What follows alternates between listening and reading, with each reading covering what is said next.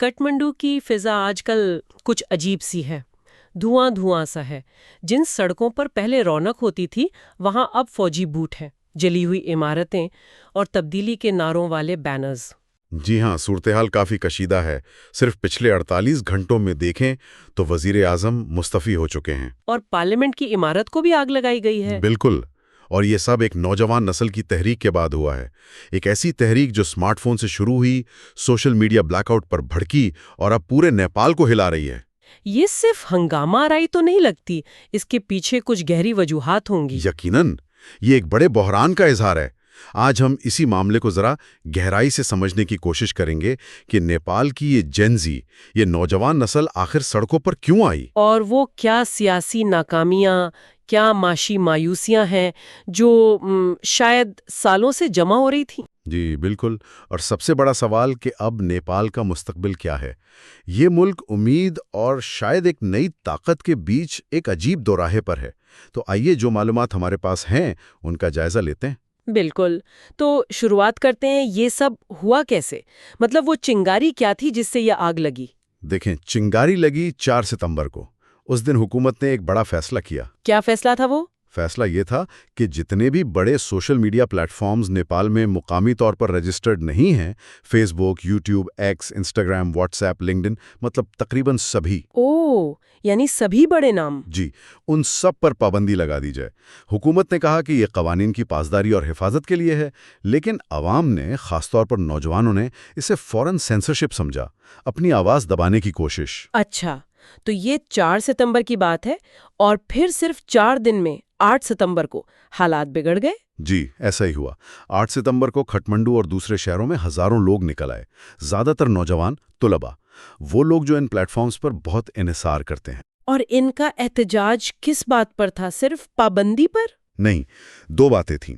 ایک تو یہ پابندی، اور دوسرا ملک میں پھیلی ہوئی کرپشن، بدعنوانی۔ لیکن صورتحال بہت زیادہ خراب تب ہوئی جب کھٹمنڈو میں پارلیمنٹ کی قریب سیکیورٹی فورسز اور مظاہرین میں جھڑپیں ہوئیں، اور پھر اطلاعات کے مطابق سیکیورٹی فورسز نے فائرنگ کی۔ کم از کم 19 ہلاکتوں کی خبریں آئیں، کچھ لوگ تو 22 یا اس سے بھی زیادہ کہہ رہے ہیں۔ 19 یا 22 ہلاکتیں؟ یہ تو بہت بڑا سانیہ ہے۔ جی ہاں، بہت ہی افسوسناک۔ اور اس کے بعد تو تشدد اور بڑھ گیا۔ اگلے دن 9 ستمبر کو غصے میں بھرے مظاہرین نے پارلیمنٹ کی عمارت اور کچھ دوسری سرکاری عمارتوں پر حملہ کیا، آگ لگا دی۔ او خدایا، شہر میں تو افراتفری مچ گئی ہوگی۔ بالکل، حکومت نے پھر کرفیو لگایا، فوج سڑکوں پر آ گئی، ایئرپورٹ کا آپریشن بھی متاثر ہوا۔ عوامی رد عمل اتنا شدید تھا کہ حکومت نے اسی دن وہ پابندی اٹھا لی۔ پابندی اٹھا لی؟ جی، لیکن شاید تب تک بہت دیر ہو چکی تھی۔ وہ جو اعتماد ٹوٹا تھا وہ بحال نہیں ہو سکا، غصہ کم نہیں ہوا، اور اسی دباؤ میں پھر وزیر اعظم اولی نے استعفیٰ دے دیا 9 سپٹمبر کو ہی۔ جی ہاں، سڑکوں پر لوگوں نے جشن تو منایا، لیکن ساتھ ہی یہ بھی کہا کہ مسئلہ صرف ایک شخص کا نہیں، پورے نظام کا ہے۔ آپ نے سری لنکا اور بنگلہ دیش کا ذکر کیا تھا، کیا یہاں بھی ویسی ہی صورتحال ہے؟ کافی مماثلت ہے۔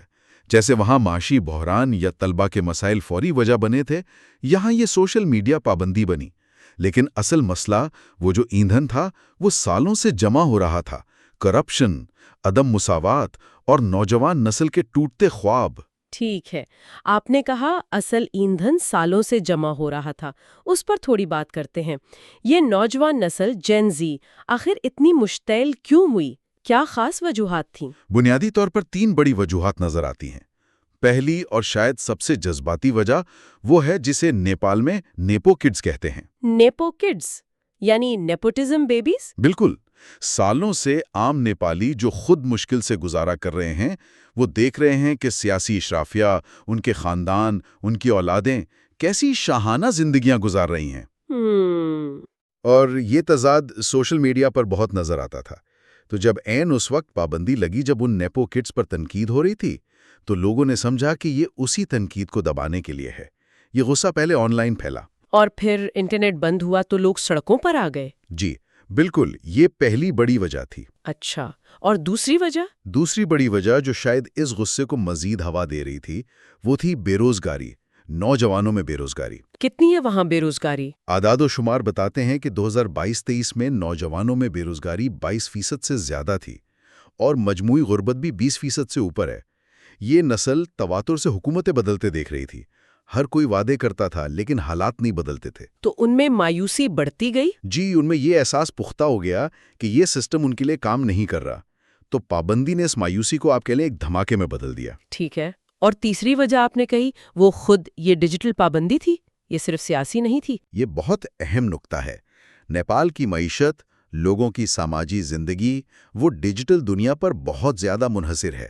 چھوٹے کاروبار، خبریں اور خاص طور پر جو لاکھوں نیپالی باہر کام کرتے ہیں، ہاں، وہ تو رابطے کے لیے انہی ایپس کا استعمال کرتے ہوں گے۔ بالکل۔ تو جب حکومت نے اچانک 20 سے زیادہ پلیٹ فارمز بند کیے تو اس نے صرف سیاسی کارکنوں کو نہیں، ہر عام آدمی کو متاثر کیا۔ صحیح۔ یہ اتنا غیر مقبول قدم تھا کہ اتنی ہلاکتوں کے بعد اسے واپس لینا پڑا، لیکن اعتماد وہ تو ختم ہو چکا تھا۔ ایک نوجوان کا کال تھا کہ اگر ہمیں آن لائن چپ کراؤ گے تو ہم سڑکوں پر زیادہ شور مچائیں گے۔ اس سارے منظر نامے میں ایک نام بہت آ رہا ہے، بالن شاہ کا، کھٹمنڈو کے میئر۔ ان کا کیا کردار ہے؟ جی، بالن شاہ ایک دلچسپ شخصیت ہیں۔ صرف 35 سال کے ہیں، انجینئر ہیں، پہلے ریپر تھے۔ ریپر؟ اچھا۔ جی، اور وہ آزاد حیثیت سے میئر بنے۔ نوجوانوں میں بہت مقبول ہیں اپنی صاف شبیہ اور روایتی سیاست سے ہٹ کر کام کرنے کی وجہ سے۔ تو اب لوگ انہیں ایک متبادل کے طور پر دیکھ رہے ہیں۔ وہ تو پرامن رہنے کی بات کا نہ ہے، لیکن ہاں، ان کی مقبولیت اتنی ہے کہ بہت سے لوگ، خاص کر نوجوان، انہیں ایک ممکنہ عبوری رہنما کے طور پر دیکھ رہے ہیں۔ وہ اس پرانے ناکام نظام سے مایوسی میں ایک نئی امید کی طرح ہے۔ یہ سب کچھ بہت اچانک لگتا ہے، لیکن آپ نے کہا کہ اس کی جڑیں گہری ہیں۔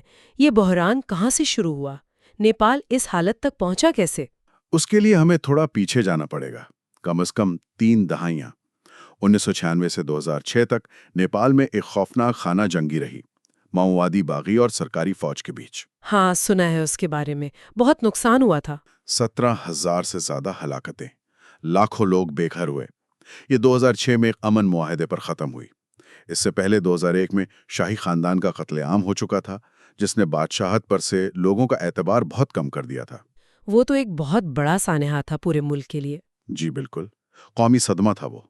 پھر 2006 میں ہی جن آندولن 2 یعنی دوسری عوامی تحریک چلی، جس نے بادشاہت ختم کی۔ اس نے بادشاہ گیانیندر کو مجبور کیا کہ وہ براہ راست حکومت چھوڑ دیں، اور پھر 2008 میں 240 سالہ بادشاہت کا خاتمہ ہوا اور نیپال ایک جمہوریہ بن گیا۔ اس وقت تو بہت امیدیں ہوں گی لوگوں کی۔ بہت زیادہ لگا تھا کہ اب نیا دور آئے گا، ترقی ہوگی، انصاف ہوگا۔ لیکن ایسا ہوا نہیں۔ 2015 میں نیا آئین بھی تو آیا تھا۔ جی، آئین آیا، وفاقی نظام بنا، حقوق کی بات ہوئی، لیکن وہ بھی متنازع ہو گیا۔ خاص طور پر جنوبی علاقوں کی مدھیسی اور تھارو برادریاں، انہوں نے محسوس کیا کہ انہیں نظر انداز کیا گیا ہے۔ پرتشدد احتجاج ہوئے۔ اسی دوران 2015 میں وہ تباہ کن زلزلہ آیا، اور پھر بھارت کی طرف سے وہ غیر اعلانیہ ناکہ بندی۔ ہاں، وہ ناکہ بندی تو بہت سخت تھی نیپال کے لیے۔ جی، ان سب چیزوں نے یہ تاثر دیا کہ یہ جو جمہوریت آئی ہے یہ کمزور ہے، اور اس پر ابھی بھی پرانی اشرافیہ ہی قابض ہے۔ اور اس کے بعد سے سیاسی عدم استحکام وہ تو جیسے معمول بن گیا، خاص طور پر کے پی شرما اولی کے دور میں۔ اولی صاحب نیپالی سیاست میں ایک اہم لیکن متنازع کردار رہے ہیں۔ کئی بار وزیر اعظم بنے، بڑے منصوبوں کے اعلانات، قوم پرستی، لیکن ساتھ ہی کرپشن کے الزامات، سیاسی جوڑ توڑ۔ لیکن سب سے پریشان کن بات تو شاید یہ ہے کہ کوئی حکومت مدت پوری نہیں کر سکی۔ یہی تو اصل مسئلہ ہے۔ 2008 سے آج تک کوئی ایک حکومت بھی 5 سال پورے نہیں کر سکی۔ آپ اندازہ کریں، پچھلے 17 سال میں 14 حکومتیں۔ 17 سال میں 14 حکومتیں؟ یہ تو یقین نہیں آتا۔ ملک چل کیسے رہا تھا اس طرح؟ بس چل رہا تھا، لیکن اس مسلسل عدم استحکام نے گورننس کو تباہ کر دیا، معیشت کو نقصان پہنچایا، کرپشن کو بڑھایا۔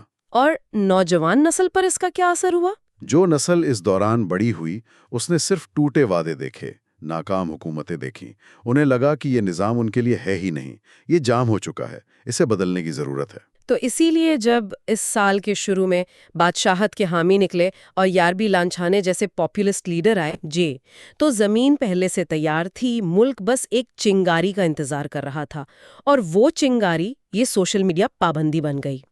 تو اب اولی چلے گئے ہیں، لیکن مسئلہ تو وہی ہے۔ اب آگے کیا ہوگا؟ نیپال کا آئین کیا کہتا ہے ایسی صورتحال میں؟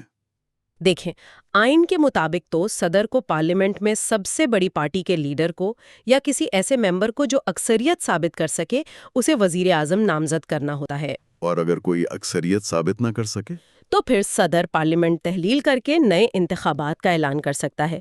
لیکن مسئلہ یہ ہے کہ پارلیمنٹ بہت بٹی ہوئی ہے، کوئی واضح اکثریت ہے نہیں، پرانی پارٹیوں میں بھی شدید اختلافات ہیں، اور سڑکوں پر جو لوگ ہیں ان کی کوئی ایک قیادت بھی نہیں۔ یہی ایک اور پیچیدگی ہے، ان کی کوئی مرکزی قیادت نہیں ہے جس سے بات چیت ہو سکے۔ اس سے فوری سیاسی حل مشکل نظر آتا ہے۔ اس سارے سیاسی خلا میں فوج کا کردار کیا ہے؟ وہ سڑکوں پر ہے، کیا یہ خطرناک ہے؟ فی الحال تو فوج کرفیو نافذ کر رہی ہے، امن و امان قائم رکھنے کی کوشش کر رہی ہے تاکہ سیاستدانوں کو بات چیت کا موقع ملے۔ تو یہ ایک طرح سے استحکام لا رہی ہے؟ مختصر مدت کے لیے شاید، ہاں، لیکن اگر فوج زیادہ عرصے تک سڑکوں پر رہتی ہے یا سیاست میں اس کا عمل دخل بڑھتا ہے تو وہ تشویش کی بات ہوگی۔ ابھی تو عملی طور پر امن امان فوج کی ہی ہاتھ میں ہے، یہ ایک نازک توازن ہے۔ کیا کسی عبوری حکومت کی بھی بات ہو رہی ہے، جیسے بالن شاہ کا نام آ رہا تھا؟ ہاں، ایسی باتیں ہیں کہ غیر جانبدار ٹیکنوکریٹس کی حکومت بنا دی جائے جو اصلاحات کرے، احتساب کرے اور پھر الیکشن کروائے۔ بالن شاہ جیسے لوگ اس میں شامل ہو سکتے ہیں؟ ان کا نام اسی لیے لیا جا رہا ہے کہ وہ روایتی سیاست سے باہر ہیں، نوجوانوں میں مقتول ہیں، لیکن آئین میں ایسی حکومت کی کوئی واضح گنجائش نہیں۔ اس کے لیے پرانی پارٹیوں کو راضی ہونا پڑے گا اور یہ دیکھنا ہوگا کہ کیا وہ تیار ہوتی ہیں۔ اچھا، تو آگے بڑھتے ہوئے وہ کون سے اہم ترین نکات ہیں جن پر نظر رکھنی چاہیے ہمیں یہ سمجھنے کے لیے کہ نیپال اب کس طرف جا رہا ہے؟ میرے خیال میں 5 چیزیں بہت اہم ہیں۔ پہلا اور سب سے فوری انصاف اور احتساب۔ یعنی وہ جو ہلاکتیں ہوئیں اور جو آگ لگائی گئی۔ جی، ان دونوں واقعات کی غیر جانبدارانہ شفاف تحقیقات کا شدت مطالبہ ہے۔ جب تک ذمہ داروں کا تعین نہیں ہوتا، متاثرین کو انصاف نہیں ملتا، یہ غصہ رہے گا۔ ٹھیک ہے۔ دوسرا نقطہ یقیناً ڈیجیٹل حقوق کا ہوگا۔ بالکل، پابندی تو ہٹ گئی لیکن یہ بحث ختم نہیں ہوئی۔ حکومت مستقبل میں شاید رجسٹریشن یا لائسنسنگ کے ذریعے کنٹرول کی کوشش کرے۔ دوسری طرف سول سوسائٹی اور شہری مزاحمت کریں گے۔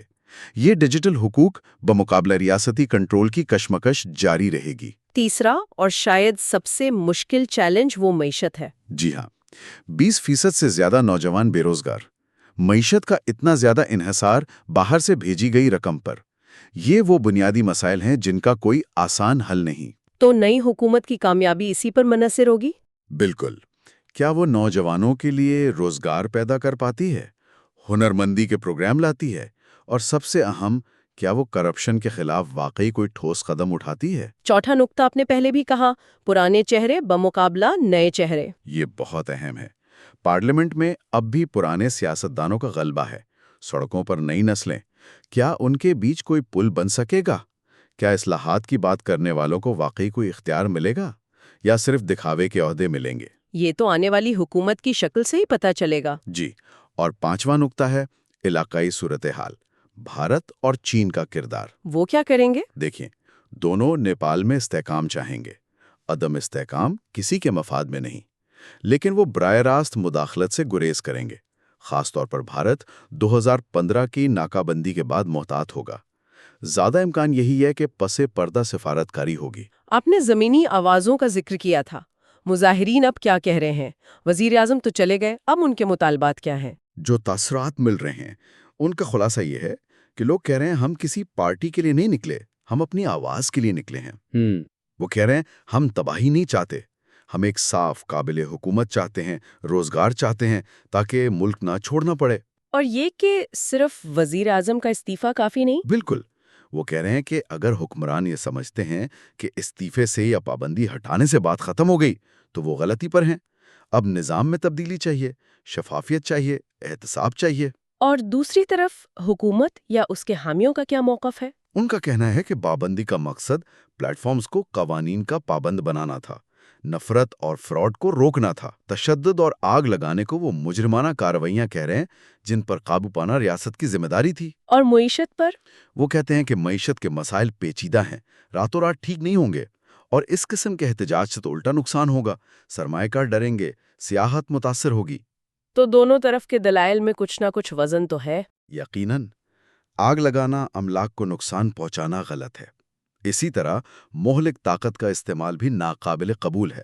آگے بڑھنے کا راستہ شاید یہی ہے کہ پہلے تو غیر جانبدار تحقیقات ہوں، جی، پھر ایک قابل اعتماد عبوری انتظام بنے جو کچھ فوری معاشی اقدامات کرے، لوگوں کا اعتماد بحال کرے، اور پھر جلد الیکشن کی طرف جایا جائے، ورنہ یہ چکر پھر سے شروع ہو سکتا ہے۔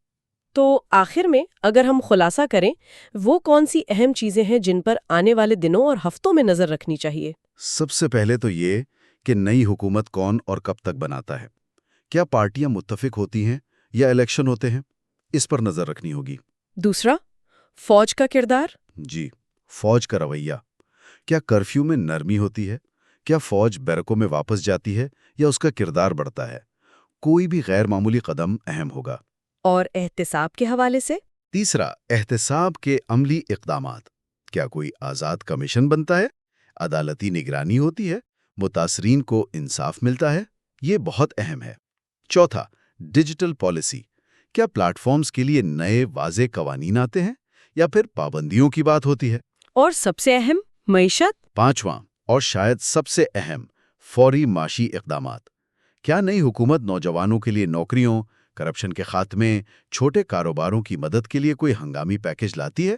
یہ صرف معاشی نہیں، سیاسی پیغام بھی ہوگا۔ یہ واقعی ایک بہت نازک وقت ہے نیپال کے لیے، لیکن شاید ایک واضح لمحہ بھی۔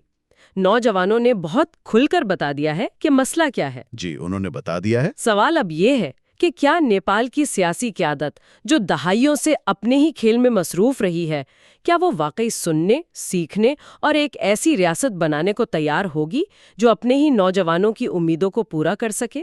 یہ جو آگ بھڑکی ہے، یہ کسی چیز کا اختتام ہے یا کسی بہتر آغاز کی ایک تکلیف دہ نشانی؟ اس کا جواب تو آنے والا وقت ہی دے گا۔